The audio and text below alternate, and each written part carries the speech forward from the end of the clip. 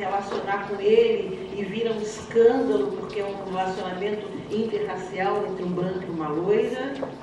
É o mesmo período em que a música Mestre Sala dos Mares, né, que canta há muito tempo nas águas da Guanabara, que conta a história de João Cândido.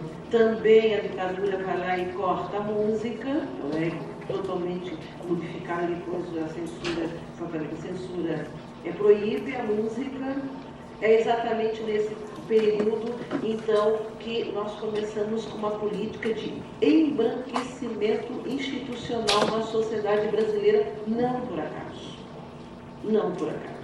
Então, quando eu faço uma leitura das relações raciais nesse contexto educativo, nós precisamos entender o quanto esse movimento social, paralelo ao status quo, ao poder político vigente, atua em várias dimensões educativas. Nesse momento, não era possível fazer um movimento político explícito, mas nós atuamos no movimento cultural com conteúdo político. Então, negros de Black Power eram considerados suspeitos, por exemplo. Porque isso é uma conotação comunista, porque remetia para os negros de Black Power dos Estados Unidos. Negros de roupa colorida eram considerados subversivos. Né? E claro que a gente não pode deixar de registrar que nós perdemos nesse período inúmeras lideranças assassinadas pelo sistema, dos quais eu destacaria Oswaldão, mas estou sendo extremamente injusta, porque hoje, quando publicado pela Secretaria Nacional de Direitos Humanos um guia com a foto e a biografia dos desaparecidos políticos pela ditadura militar, nós vamos verificar que, pela foto, muitos são negros. Muitos são negros. Inclusive muitos militares. O último anistiado da ditadura chegou ontem ao Brasil e estava com medo de voltar. Lembram que passou no Jornal Nacional? Um homem negro que chegou faz 3 meses, recebido como sendo o último anistiado. A anistia foi em 79, ele chegou 3 meses atrás. E disse que não vinha porque estava com medo de voltar. É um homem negro. Então, retomando lá na questão da educação, essas organizações, a nossa aqui, a ACIRE, que a gente se constitui uma rede nacional, vai organizar nós mesmos, aos nossos propósitos, as primeiras organizações sistêmicas de políticas para o sistema educacional, não como o sistema educacional, para. Né? No nosso caso, em Santa Catarina, quem financia a democratização do sistema educacional de Santa Catarina é uma organização norte-americana chamada Fundação Ford e algumas igrejas europeias. Igrejas alinhadas com a ideia de que precisava democratizar as relações no Brasil.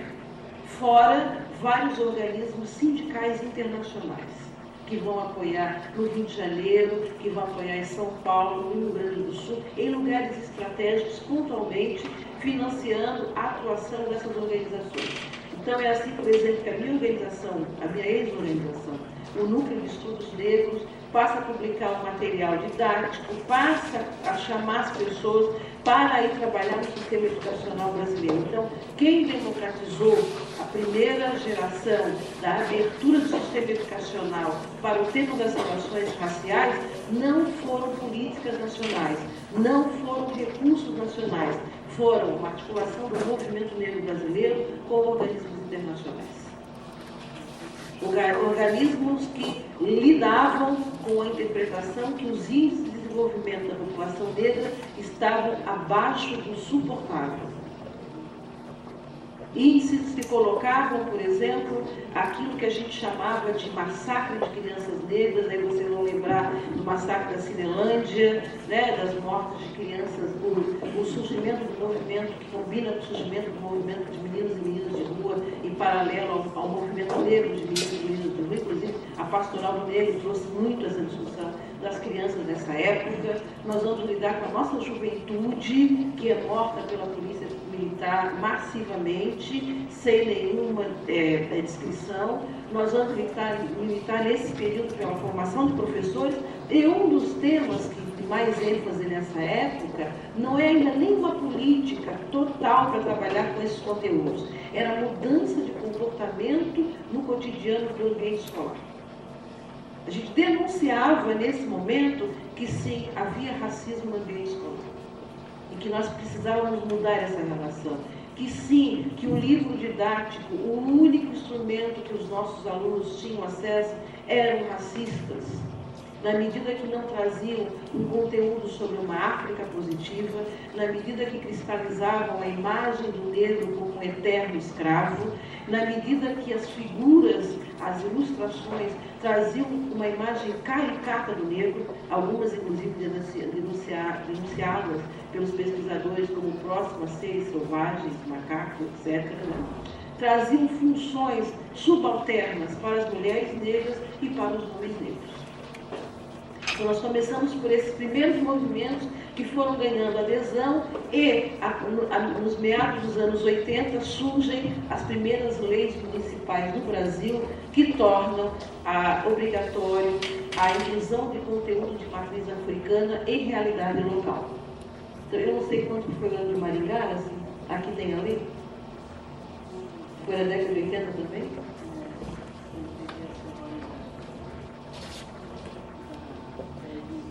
Antes das 10 tem? Tá. Antes das 10 tem aquela da geração das que foram engavetadas, porque muitas realmente foram. Isso era uma articulação do poder local. Então o movimento se organizava e ia disputar no poder municipal, na Câmara de Vereadores, uma legislação. Então vocês imaginem, se hoje nós estamos dizendo que nós ainda não temos e que eu estava desanimada, porque o poder público, que é de todos, né? A dimensão do público é ser de todos, não consegue entender as nossas demandas, vocês imaginem isso nos anos 80. Em que a gente queria, por exemplo, discutir religiosidade, e aí disse o professor, eu era um menino do Saravá e não sabia, né? Então nós éramos os macumbeiros, né? Lá, aquele que fazia macumba no sentido pejorativo, aqueles que cultuavam coisas do diabo, e nós estamos falando do sul do Brasil, né, gente? Uma população que nós somos diminutos. Então, essa perspectiva de trabalhar com esse projeto, felizmente, Oxalá nos deu aquela luz nos anos 80, que transformou aquelas experiências na base do que tem sido hoje a implementação da lei de 1639. Acharam eles que a gente estava dormindo, mas a gente não estava. Então, quando nos anos 2000 acontece a Conferência de Durban, a Conferência contra o Racismo na África do Sul, muda sensivelmente as políticas para negros no Brasil. O Brasil passa a se alinhar com a agenda mundial que vai tratar com inúmera ênfase de desigualdades. Essa agenda pede redução da diferença entre homens e mulheres na sociedade em vários aspectos, educação, escolaridade, renda. Essa agenda pede redução da taxa de analfabetismo. Essa agenda pede acesso a questões básicas como luz, água, saneamento. Essa agenda pede a redução das desigualdades regionais, acesso a sistemas de democracia para aqueles que ainda não têm, humanização dos serviços, por exemplo, de presídios e tratamento de crianças em situação de risco, atenção à juventude vulnerável e erradicação do racismo na sociedade brasileira. Então, quando eu falo dessa agenda, eu estou falando de ONU, Unesco, Unicef, BID, Banco Mundial e outros órgãos aí de relações financiadoras no Brasil, que apoiam em recurso, mas exigem políticas públicas e metas como contrapartida. E foi nessa discussão de Durban, que foi só focada no racismo, que nasce essa nossa agenda que nós temos hoje, contemporânea, tratando das relações raciais na sociedade brasileira e, sem dúvida, na educação. No ano 2000, é criada a primeira política no MEC. Então, vocês pensem bem, calculem comigo o distanciamento do poder público para com a nossa população. O Ministério da Educação no Brasil é criado em 1930. É um dos últimos ministérios, por sinal, que é criado no âmbito ministerial do governo Getúlio Vargas. 1930. A primeira vez que esse ministério tratou de uma política pública para negro como uma política nacional foi no ano 2000.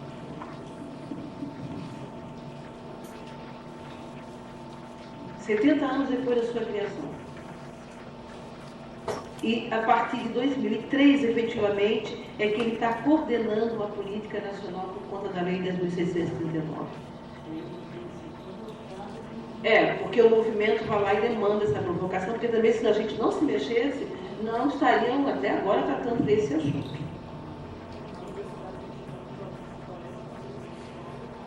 A mesma coisa. Exato. Então, o que eu estou dizendo com isso? Eu não estou falando aqui que essas questões... Aliás, eu estou falando aqui que essas questões são questões que precisam entrar nisso que está ali, negros e negras, no contexto educacional. Ou seja, houve Estado para pensar a trajetória e o contexto educacional da população negra? Não, nunca houve. Nós efetivamente estamos tendo a partir de 2000 e efetivamente a partir de 2003. E a Lei 10.639, de novo, é uma pressão. É uma pressão. Por quê? Porque em 1996, em que pese que nós, educadores negros, tenhamos participado de um movimento que levou uma década para elaborar, discutir e aprovar a Lei de Diretrizes e Bases da Educação Brasileira, a LDB, uma década, né? Nós participamos disso. Quando a lei foi sancionada, ela só garantiu, no seu capítulo de etnia, políticas para a população indígena. E os nossos documentos e as nossas discussões foram totalmente ignoradas. Ela foi aprovada, nós gritamos, como sempre, né? Nós esperneamos, nós reivindicamos, e a deputada Esther Grossi, do Rio Grande do Sul, e o deputado Benhur, do Mato Grosso, do Grupo TES, né? Então decidiram elaborar um projeto de lei que acrescentasse de novo aquilo que tinha sido tirado, que era pensar políticas para a população negra na LDB, que é a Lei Máxima da Educação Brasileira. Então, mais uma vez, eles disseram, quando sancionaram a LDB, que educação não é lugar para vocês. Né? E a gente não entrou pela porta da frente, no sentido de como a gente tinha participado daquele processo democrático, nós entramos por mecanismos de reivindicação. Essa lei aprovada, sancionada, é a primeira lei sancionada pelo governo Lula. Diga-se de passagem, a 001, não é? Mas já passou-se 6 anos e nós ainda estamos discutindo a sua implementação em alguns órgãos, especialmente nas secretarias municipais e estaduais de educação. Eu não vou discutir a lei essencialmente, porque não vai dar tempo. Eu vou discutir os princípios e as filosofias e os fundamentos que trazem essa lei para o nosso cenário, porque eu acho isso muitíssimo mais relevante do que eu discutir texto. O texto nós podemos ler, não é? Nós lemos depois o texto, nós podemos depois estudar o texto. Mas eu acho extremamente relevante, considerando as diretrizes elaboradas pelo Conselho Nacional de Educação, e foram elaboradas porque a professora Petrolina estava lá, né, porque se não estivesse, eu não sei se a gente a teria, ela vai discutir que essa política de incluir conteúdos de matriz africana nos currículos escolares é uma política de reeducação das relações raciais.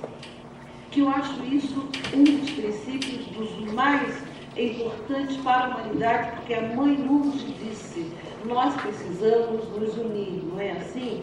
E essa política, ela traz um princípio, um modus africano bastante significativo, porque em que pese que as resistências, as políticas para negros no Brasil tragam desconforto à população negra, à população branca, porque ela acha que nós vamos assumir políticas de retaliação quando tivermos poder, né?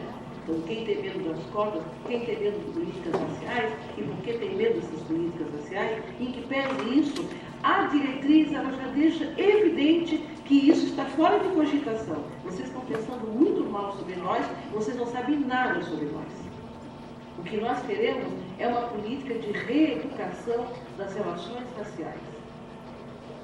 Quando eu volto lá no Teatro Experimental do Negro, em 1944, em 1944, Abdias do Nascimento disse: a sociedade brasileira precisa ser reeducada. E foi exatamente nessa fala do Abdias que a professora Petronila, ela vai então discursar sobre o que se pensa sobre relações raciais no Brasil. E o Abdias falou uma coisa que eu repito até hoje, eu acho fantástico isso, porque quando eu era pequena assim de idade, e quando era mais nova, muito mais nova daí, não posso relativizar, eu me lembro que as pessoas falavam que as pessoas tinham complexos, né? Ah, fulano tem complexo porque é assim, fulano tem complexo porque é assim. E o Abdias do Nascimento, ele traz a relação inferior e superior, a superioridade branca e a inferioridade negra, construída pela história, pela antropologia, pelo direito, pelas ciências médicas, né? Porque não é só uma questão de bom senso você achar que o negro é inferior ou superior ao branco.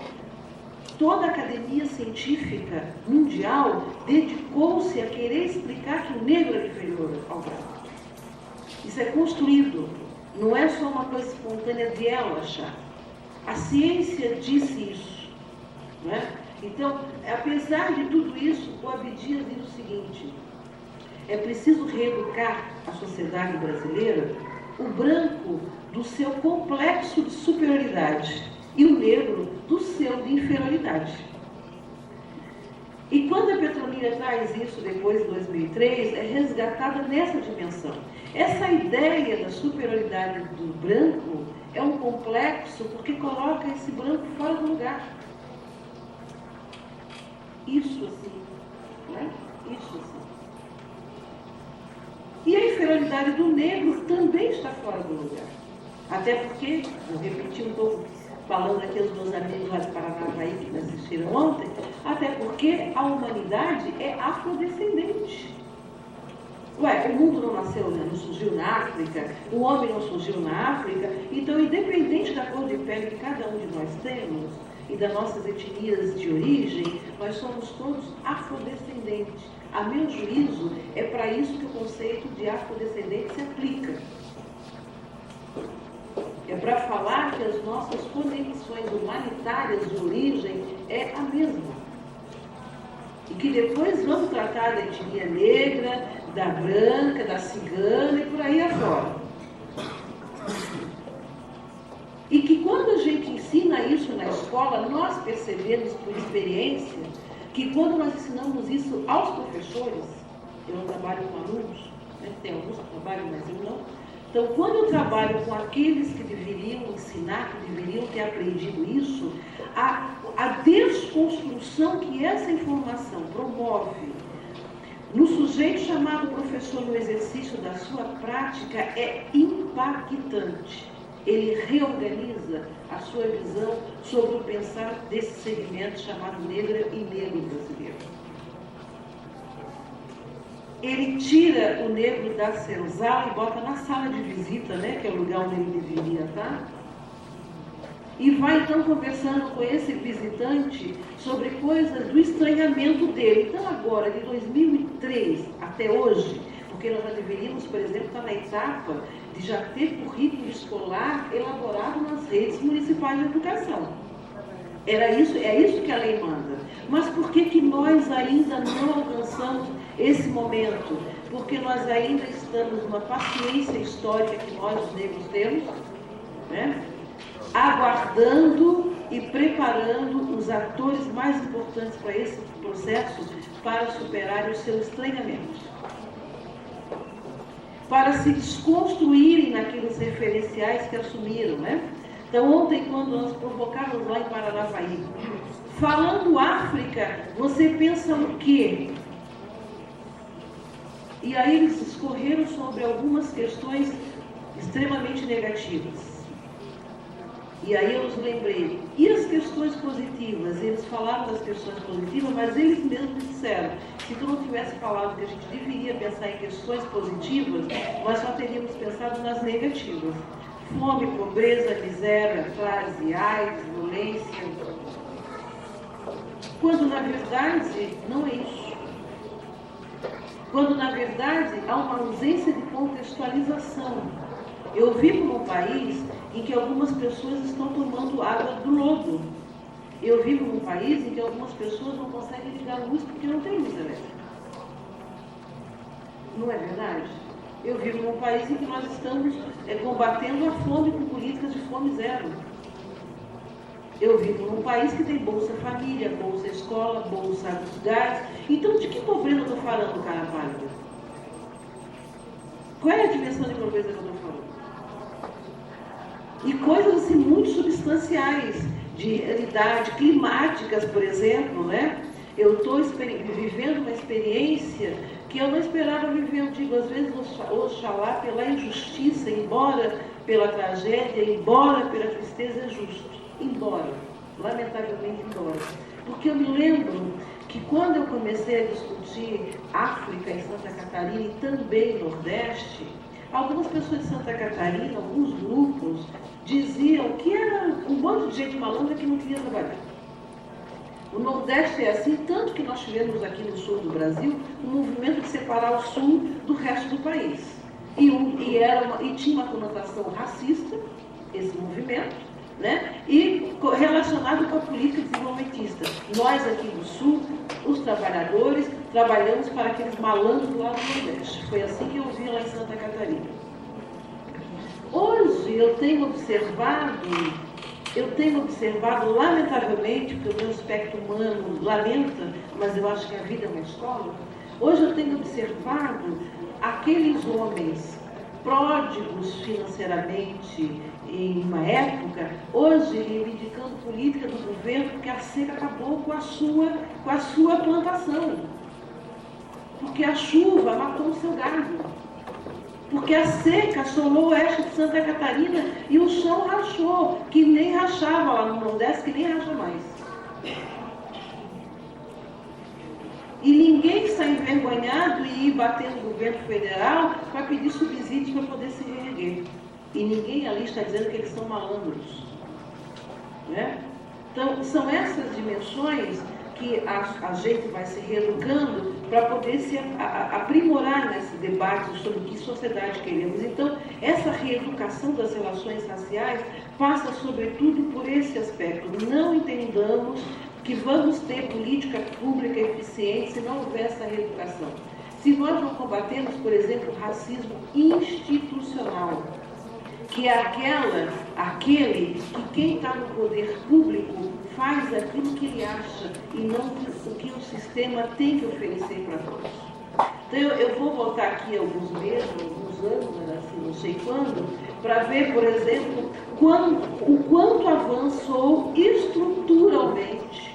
Eu não estou discutindo aqui competência, bem disse a secretária antes, competência a gente tem ou não tem, não é?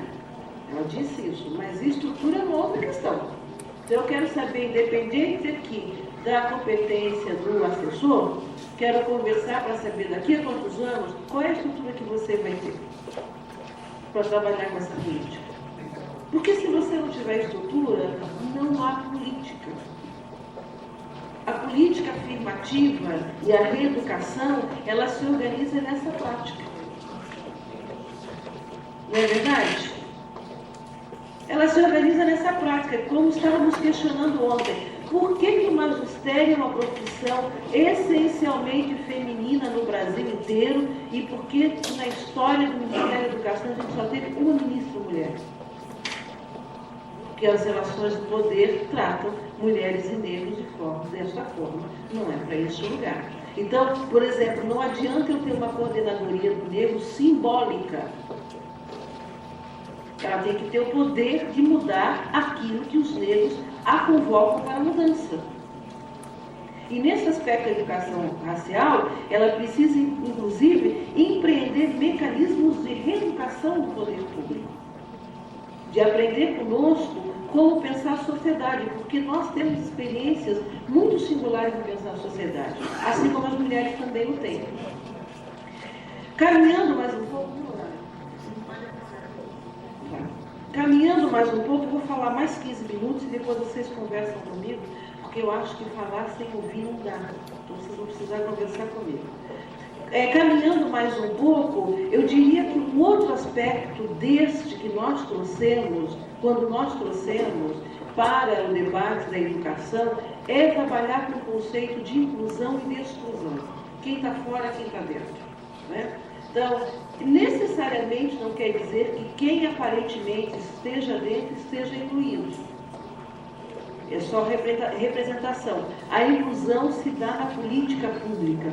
Como a inclusão também vai se dar na construção da identidade, das culturas étnicas, de classe regional e etc.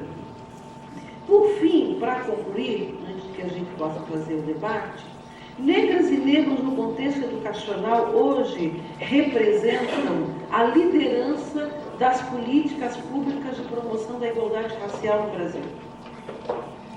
A jornalista perguntava para mim, da CBN, se nesse debate ia ser discutido cotas. Eu disse não necessariamente, nós vamos discutir educação. Né? E educação no Brasil hoje é determinada nas políticas de negras e negras, na formação da sociedade civil, nos contextos de educação não formal, no que chama de conhecimento popular. Então eu tenho, por exemplo, aqui um exemplo muito singular. Araci e o Alaô, e isso eu aprendi com eles, porque eu venho de uma outra linha de movimento negro. Araci e Alaô, assim como o pessoal de Curitiba, o Jaime está aqui, da ACNAP, por exemplo, para citar as duas experiências que tem, são os exemplos dos remanescentes no sul do Brasil, das organizações que lidam com a educação secular. Remanescentes. Porque, infelizmente, a demanda tem nos levado à institucionalização. Então, nós perdemos muito espaço de atuação comunitária, que é a nossa origem, para poder nos tornarmos quadros na execução de políticas públicas para fazer o Estado andar. Mas a Araci e o ACNAP são modelos extremamente vivos de quanto negros e negras na educação, contexto educacional, são projetos também de educação não formal. O Jaime estava me dizendo que o projeto dele de pré-vestibular lá em Curitiba, quantos meninos já ingressaram nas universidades? 600 alunos que ingressaram na universidade particular de Enem e a ProUni. Enem, ProUni, universidades públicas, universidades particulares de um projeto comunitário de uma organização não governamental negra de Curitiba, colocou para dentro da universidade 300 meninos. Ok, corrigindo, meninas. E eu estou falando, por exemplo, de uma atenção, que são os pré-vestibulares para negros e carentes que existe no Brasil inteiro, de uma atenção para um déficit. Qual déficit? Nós sabemos que a trajetória dos meninos de escola pública e escola particular é diferenciada. Isso está lá no vestibular, a gente está vendo.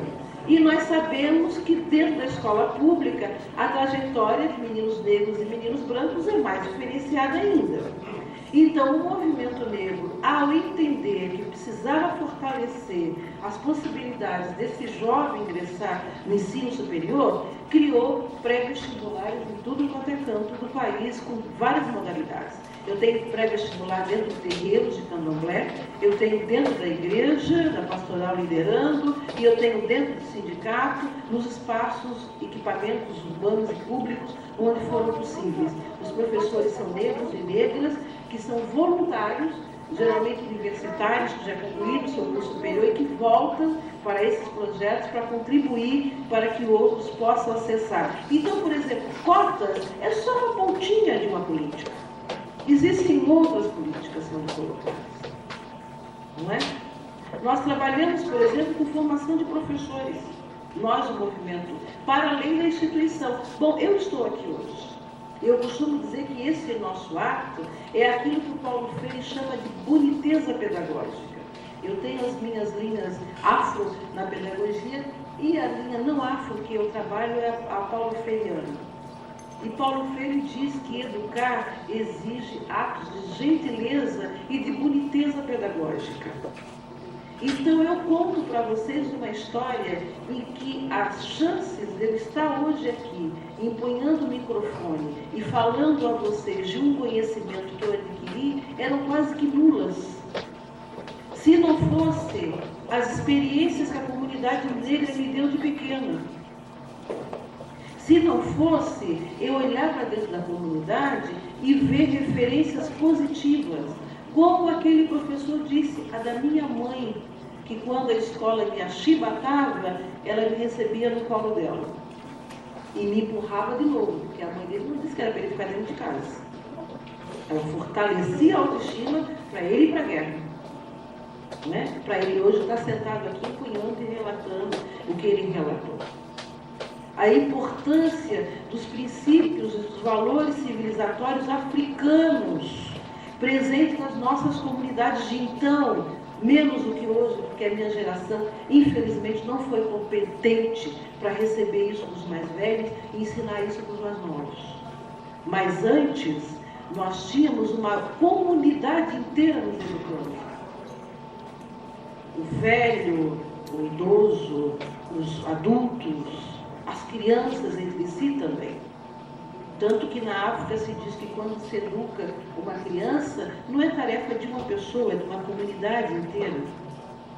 E esse princípio que tem aqui nas diretrizes, trazendo os princípios africanos, ele é um princípio do nosso processo educativo. Depois, o olhar para as pessoas que eram positivas. Eu me lembro que a primeira pessoa bonita que me impactou e que eu me tornei militante do movimento negro, educadora, foi a minha mãe, da mesma idade, com 9 anos de idade, porque ela era professora do Mobral, lá em Florianópolis, em 1969, eu tenho 49 anos. Então, minha mãe ia para o Mobral à noite. Naquela época não tinha violência, não tinha nada disso, mas tinha os códigos morais. Como ela era casada e era mulher, não ficava bem uma mulher andar à noite na rua. Então a minha mãe me levava junto, né? Me fazia fazer a tarefa lá no fundo da sala, e como eu já estava na 4ª série, elas estavam alfabetizando pessoas, eu ia e fazia a mesma coisa que ela fazia, que era a pedagogia do Mobral, que era pegar na mão das pessoas com uma caneta para ensinar aquele movimento da alfabetização. Então foi ali que eu me tornei professora. Mas me tornei negra assistindo, na sessão da tarde, entre 9 e 10 anos, o filme Ao Mestre do Carinho do Sidney Poitier. Ali eu me tornei negra. Porque aquilo mexeu com a minha autoestima. Apesar dos conflitos em que eu identificava naquela escola, mas o lugar que aquele homem ocupava era muito bonito. Eu me lembro que eu chorei com 9 anos, como eu chorei hoje aqui. Vendo ela cantar Maringá, vendo ela cantar o Nacional, vendo as crianças dançarem, vendo a mãe falar. Isso são processos de educação. Enquanto eu vi um Sidney Poitier que influenciou a minha identidade, uma geração inteira de crianças só viu a Xuxa. E o problema não é ter a Xuxa, o problema é só ver a Xuxa. Não é verdade? E eu me senti negra porque primeiro ele era lindo, ele ainda é lindo, eu ainda o vejo com os mesmos olhos, né? Ele é lindo porque ele estava numa função de uma autoestima positiva, porque ele tinha alternativas para aquela situação que estava sendo colocada, ele era professor, aquilo que eu queria ser, né? E ele estava na televisão, ora bolas. Não é? Ele estava ali. Então, essas informações foram importantes para a minha trajetória, como tem sido para a trajetória. Se eu for falar com eles da minha geração, isso se chama educação comunitária. Os bailes, as festas, a escola de samba, as rodas de samba, os terreiros de umbanda, que a minha família é umbandista, toda umbandista, então o barulho, uma umbanda de dupla perfeição, bem na verdade, porque também tinha gente do coral das Filhas de Maria da Igreja Nossa Senhora do Rosário dos Olhos Pretos, também tinha gente da Irmandade de São Benedito, mas tudo isso se configurava em cultura e comunidade negra. Senhor dos Passos também tinha, né? nós tínhamos as relações de cultura afro, cultura açoriana, mas enfim, essa era a nossa identidade. Essa educação nos possibilitava também relações de pertencimento nas relações aos modos africanos. Então nós tínhamos muitos tios e muitas tias. Não da forma como os meninos nos tratam hoje de tio e de tia, mas por relação de pertencimento. Tanto que a gente não sabia no final se era de verdade ou não tio ou tia. Mas era tio e tia. Né?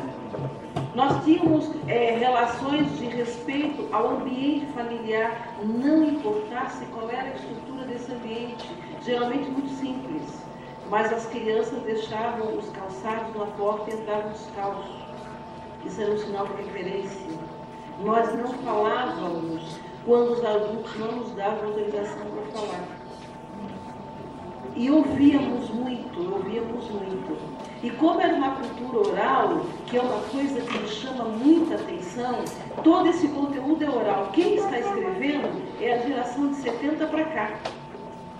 E sobretudo nós, que fomos para o mestrado, para o doutorado, nós estamos publicando livros. Porque antes todo esse conteúdo é oral.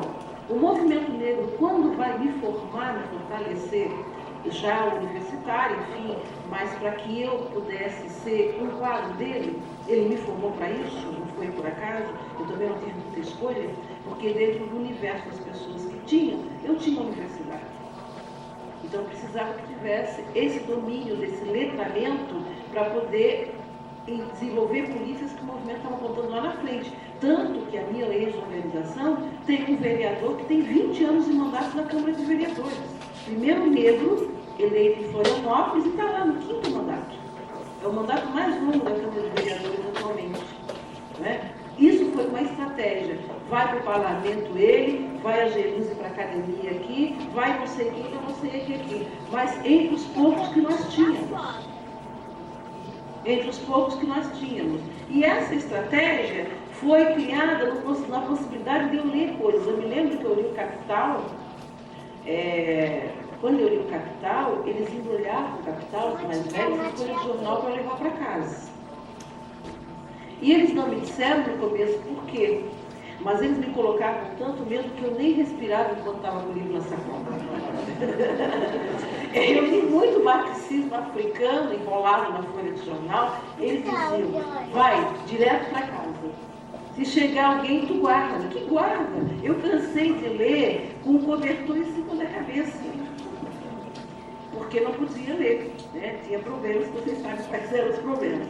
Então, essa formação que nós tivemos foram os militantes do movimento negro. Esse conteúdo foi o movimento negro que me deu. Não foi a escola.